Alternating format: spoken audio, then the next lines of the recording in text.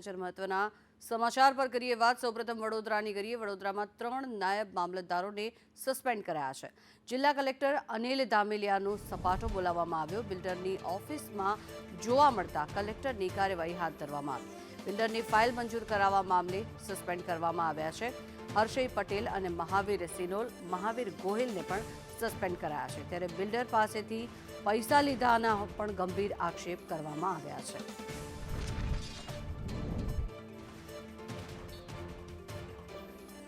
બિલ્ડરની file મંજૂર કરાવવા મામલે સસ્પેન્ડ કરાવવામાં આવ્યા કારણ કે પૈસાની માંગ કરવામાં આવી હતી। હર્ષય પટેલ, મહાવીર સિનોલ અને મહાવીર ગોહિલને સસ્પેન્ડ કરવામાં આવ્યા છે। બિલ્ડર પાસેથી પૈસા લીધા હોવાના પણ ગંભીર આક્ષેપ કરવામાં આવ્યા છે।